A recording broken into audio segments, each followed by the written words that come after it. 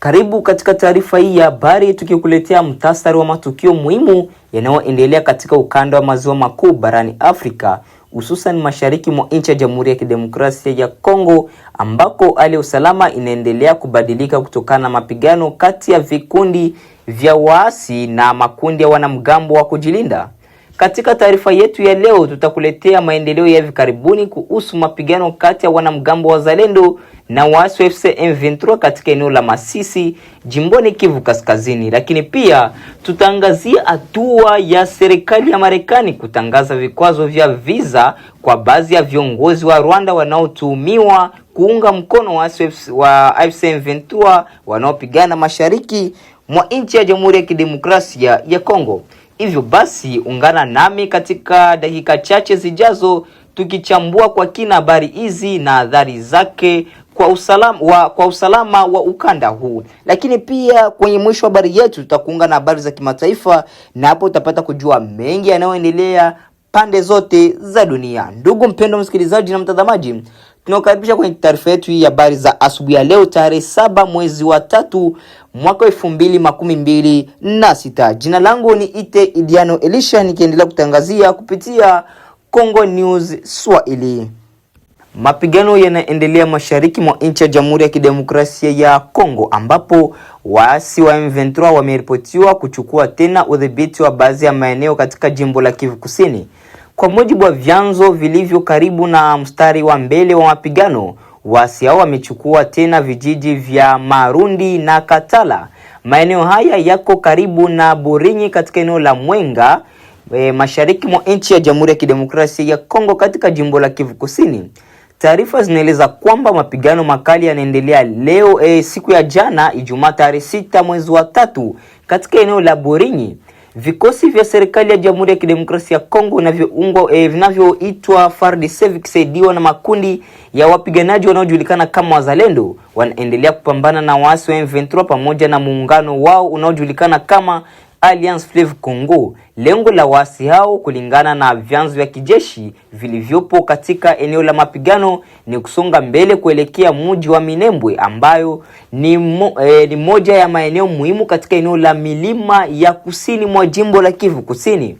Mapigano haya ni sehemu ya mzozo mpana unaoendelea mashariki mwa nchi, ambapo makundi mbalimbali ya waasi na vikosi vya serikali vimekuwa vikikabiliana kwa muda mrefu. Mzozo huo umeathiri vibaya hali ya usalama na maisha ya raia, huku maelfu ya watu wakilazimika kuyahama makazi yao ili kutafuta usalama katika maeneo mengine. Mashirika ya misaada ya kibinadamu yanaendelea kutoa tahadhari kuhusu hali ya kibinadamu inayozidi kuwa mbaya, hasa kutokana na ukosefu wa chakula, huduma za afya na makazi kwa watu waliokimbia mapigano. Wakazi wa maeneo yanayozunguka Burinyi na Mwenga wameripotiwa kuwa katika hali ya hofu, huku milio ya risasi ikiendelea kusikika katika baadhi ya vijiji. Viongozi wa eneo hilo pamoja na mashirika ya kiraia wanatoa wito kwa pande zote zinazopigana kuonyesha kujizuia ili kulinda maisha ya raia. Hadi sasa mamlaka za serikali ya Jamhuri ya Kidemokrasia ya Kongo hazijatoa taarifa rasmi kuhusu maendeleo ya hivi karibuni ya mapigano katika maeneo ya Marundi na Katala. Hata hivyo, vyanzo vya kijeshi vinaeleza kuwa operations za kujaribu kurejesha udhibiti wa maeneo hayo zinaendelea. Wachambuzi wa masuala ya usalama wanasema kuwa iwapo waasi watafanikiwa kusonga mbele kuelekea Minembwe, hali ya usalama katika sehemu kubwa ya kusini mwa jimbo la Kivu Kusini inaweza kuendelea kuwa mbaya sana.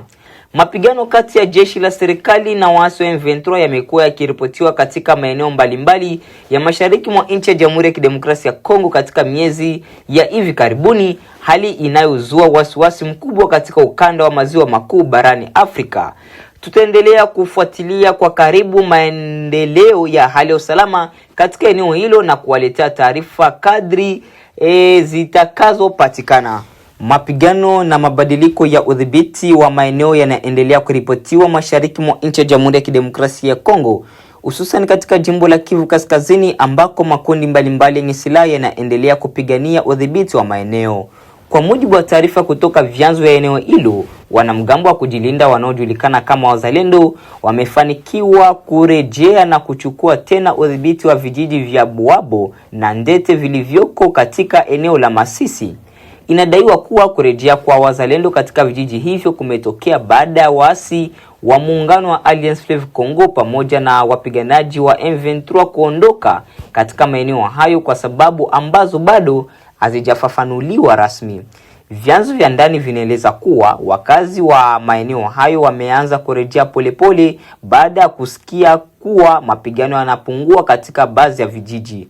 Hata hivyo, hali ya usalama bado inaelezwa kuwa mbaya, kwani makundi yenye silaha bado yanaonekana katika maeneo ya karibu. Eneo la Masisi limekuwa moja ya maeneo yanayoathirika sana na mapigano katika jimbo la Kivu Kaskazini kwa miaka mingi sasa. Eneo hili limekuwa uwanja wa mapambano kati ya vikosi vya serikali na makundi ya waasi pamoja na wanamgambo wa kujilinda. Wachambuzi wa masuala ya usalama wanasema kuwa mabadiliko ya udhibiti wa vijiji kama Buabo na Ndete yanaonyesha jinsi hali ya usalama katika eneo hilo yanavyobadilika mara kwa mara. Mara nyingi vijiji hubadilisha udhibiti kati ya makundi tofauti kulingana na maendeleo ya mapigano. Wakazi wa Masisi wamekuwa wakikumbwa na changamoto nyingi kutokana na mapigano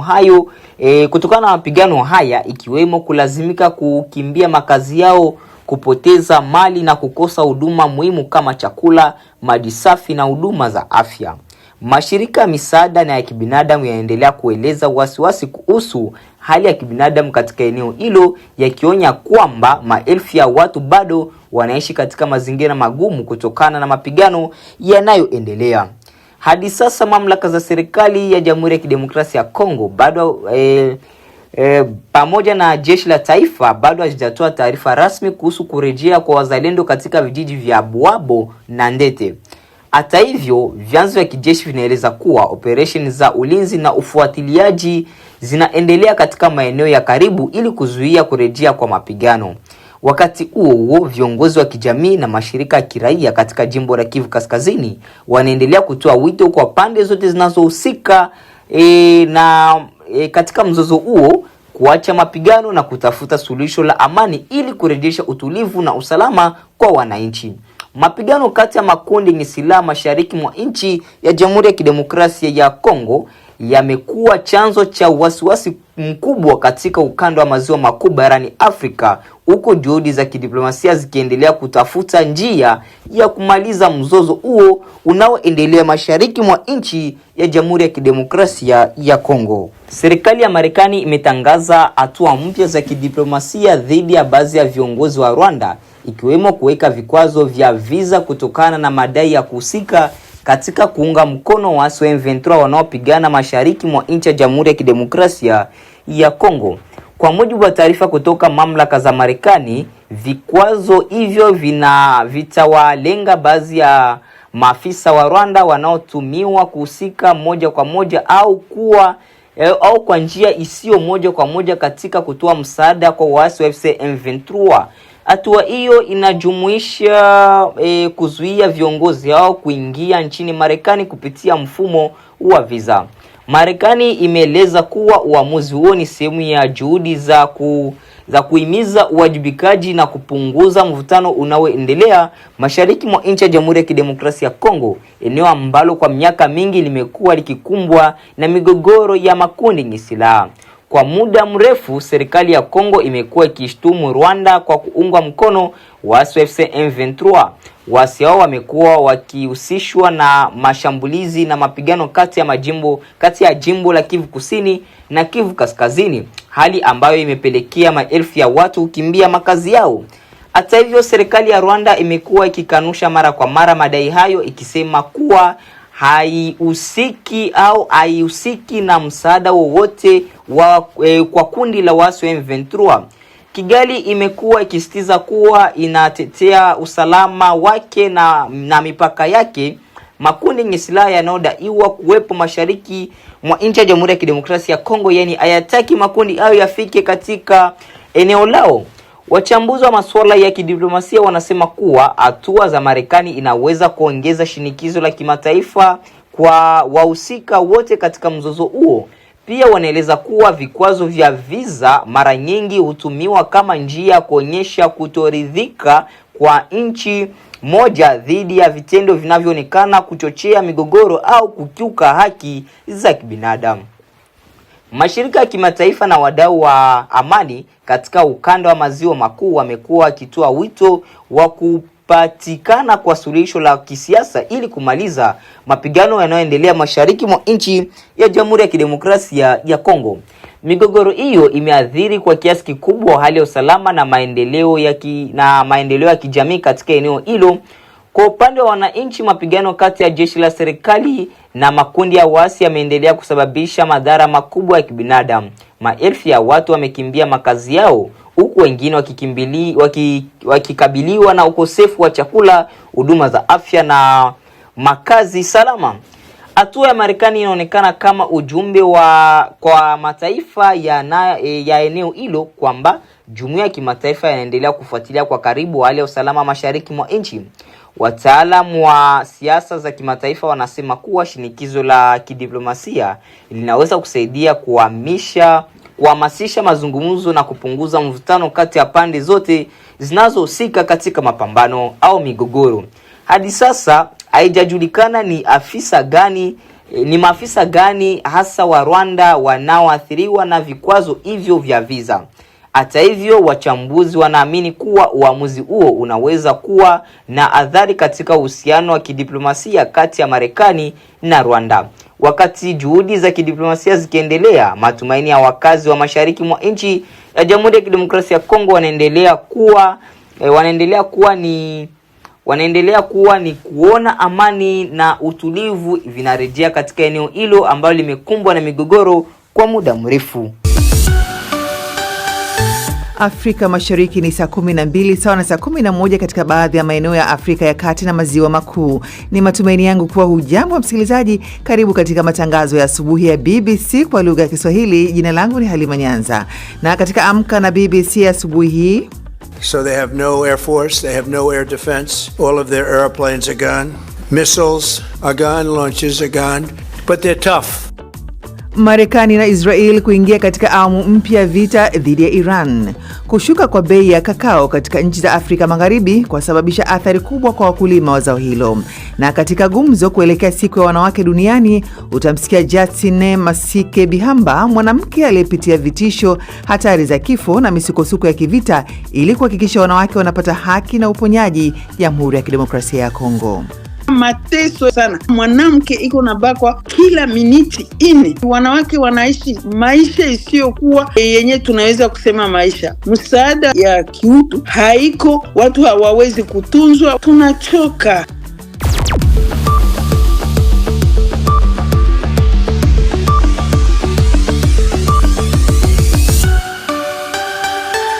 Na kwanza ni muktasari wa habari za ulimwengu na Florian Kaijage. Karibu. Asante Halima Nyanza. Marekani na Israel zimesema wanaendelea na awamu mpya ya vita vyao dhidi ya Iran. Waziri wa ulinzi wa Marekani Peter Hegseth amesema kiwango cha nguvu za kijeshi dhidi ya Iran kinaendelea kwa kasi kubwa. Maafisa wa kijeshi wote walionekana kuongeza mashambulizi yao juu ya miji ya Iran jana Hamisi na milipuko katika mji mkuu Tehran na sehemu nyingine. Kiongozi wa kamandi kuu ya Marekani Brad Cooper amesema uwezo wa Iran wa kurusha makombora kwa sasa na wa baadaye unaharibiwa. Wafanyakazi wa afya katika mji wa Diling wa kusini mwa Sudan wanasema mashambulizi ya makombora na ndege zisizo na rubani yamewaua watu 28 na kujeruhi wengine 60. Chanzo katika hospitali ya Diling katika jimbo la Kordofan kusini la Sudan kililiambia shirika la habari la Ufaransa AFP kuwa mashambulizi hayo yameendelea siku nzima. Samba Tenzi anaeleza zaidi. Eneo hilo limekuwa kiini cha mapigano makali kati ya jeshi la Sudani na vikosi vya RSF ambayo yalianza miaka 3 iliyopita. Jeshi lilizuia mashambulio ya rafu huko Diling Januari mwaka huu, na juzi Jumatano afisa mmoja wa ngazi za juu wa Umoja wa Mataifa alifanya ziara ya nadra katika eneo hilo. Jana Alhamis, jeshi liliarifu kuwa limeuchukua tena mji wa Bara uliopo barabarani kuelekea Khartoum. Jamaica imefuta makubaliano kati yake na Cuba yaliyodumu kwa miaka 50 ambapo wafanyakazi wa afya wa Cuba waliziba mapengo katika mfumo wa huduma za afya wa Jamaica. Hatua hii inakuja wakati Marekani ikiongeza shinikizo kwa majirani wa Cuba kufuta ushirikiano. Tangu mwaka 1976, mamia ya madaktari, wauguzi na wataalamu wa Cuba wametumika kote Jamaica wakisaidia kuimarisha mfumo duni kutokana na wafanyakazi wengi wa huduma za afya wa ndani kuondoka kwenda kupata kazi bora zaidi nje ya nchi. Na waziri wa mambo ya nje wa Ukraine ameshutumu Hungary kwa kuwashikilia mateka wafanyakazi 7 wa benki ya serikali ya Ukraine huko Budapest. Andriy Sabiha amechapisha kwenye mtandao wa X kwa wa Ukraine hao walikuwa safarini kupitia Hungary kwa gari wakibeba fedha kutoka Austria kwenda Ukraine wakati walipokamatwa.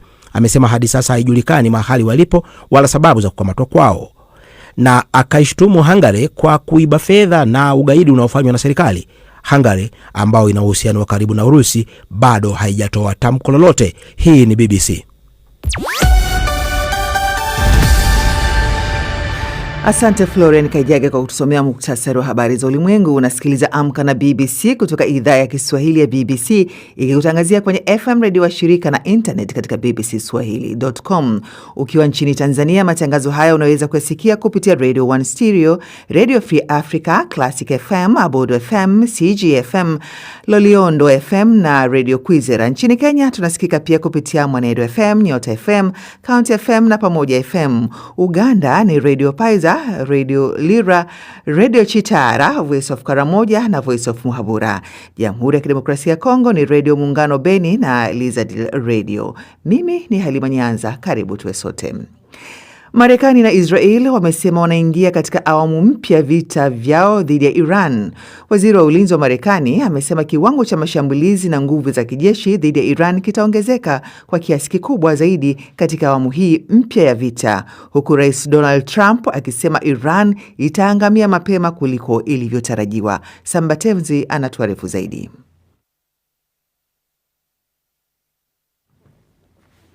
Na msikilizaji, ni taarifa hiyo itakujia, lakini kwa sasa tukiendelea mbele, tuangazie taarifa kuhusiana na askofu mkuu wa Laurent Mbanda kutoka Rwanda amechaguliwa kwa kauli moja kuwa kiongozi mpya wa Global Fellowship of Confessing Anglicans, GAFCON, kundi lililojitenga na lile la Anglican ambalo halimtambui tena askofu mkuu wa Canterbury kama kiongozi wao mkuu duniani.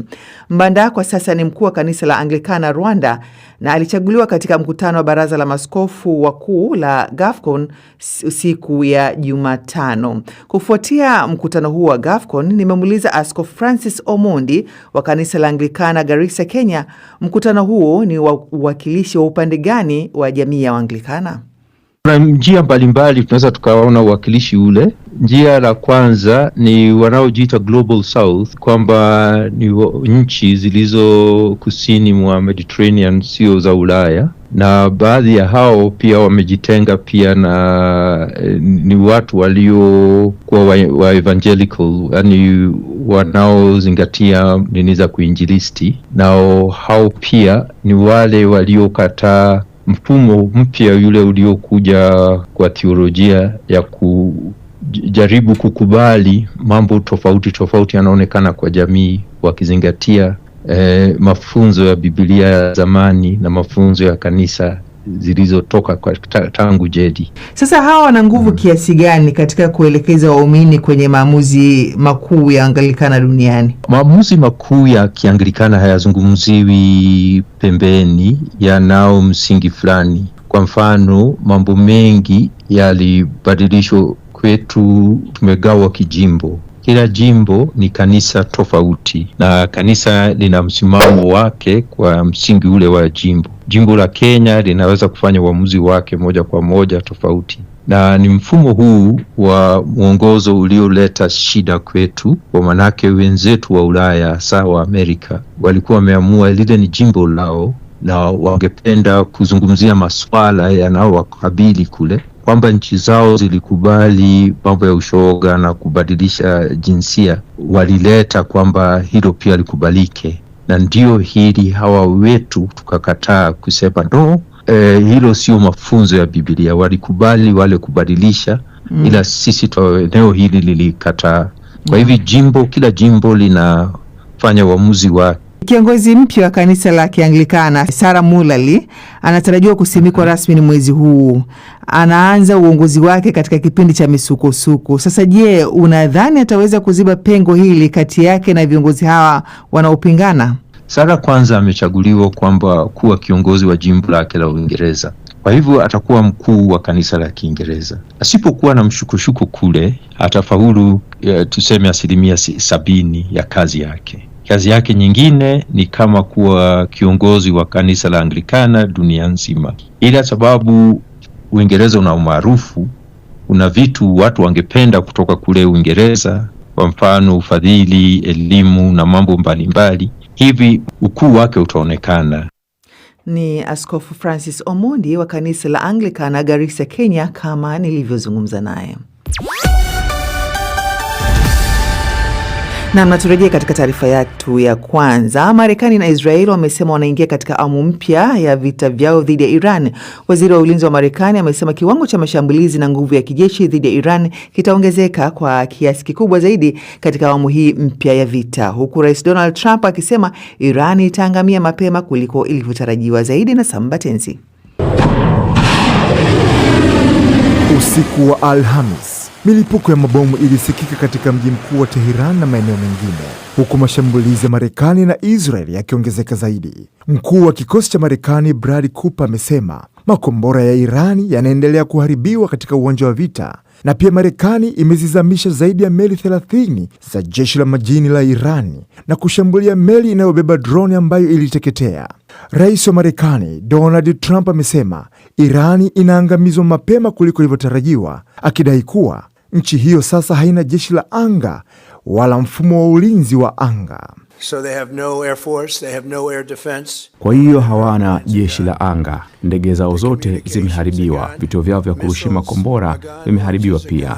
Mbali na hayo, wanaendelea vizuri kidogo. Niliuliza nini kimebaki, lakini wao ni wagumu na wanataka kupigana. Na sasa wanapiga simu wakisema tunaweza kufanya makubaliano. Nikasema mmechelewa kidogo. Sasa sisi tunataka kupigana zaidi kuliko wao wanavyotaka.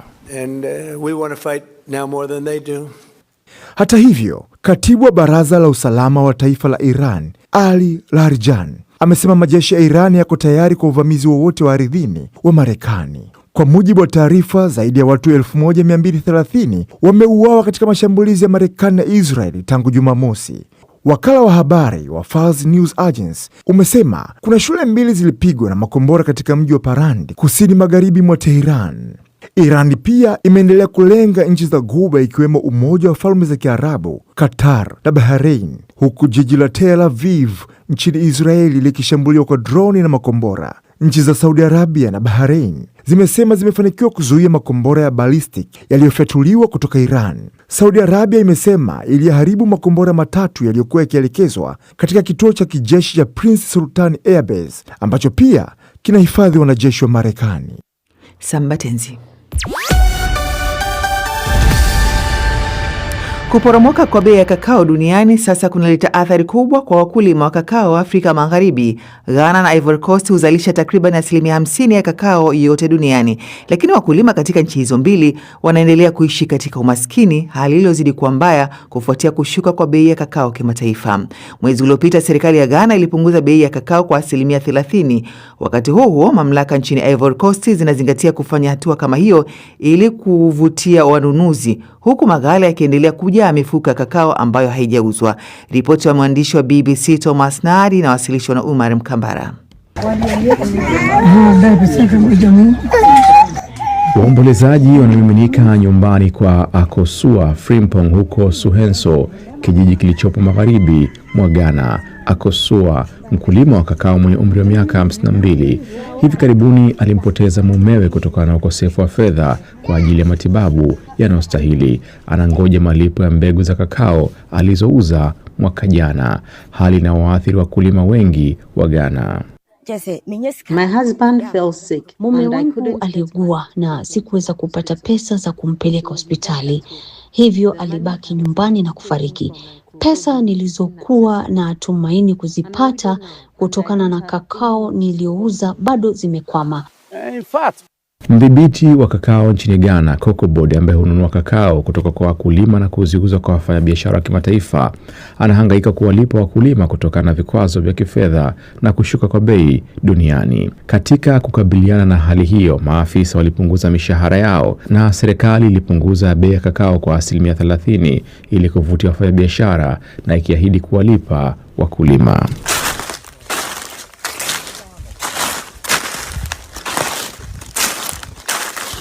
Katika nchi jirani ya Ivory Coast, mzalishaji mkuu wa kakao duniani, magunia ya mbegu yamerundikana katika maghala katika kijiji cha Bangolo, huku vyama vya ushirika vikihangaika kuuza kwa wafanyabiashara.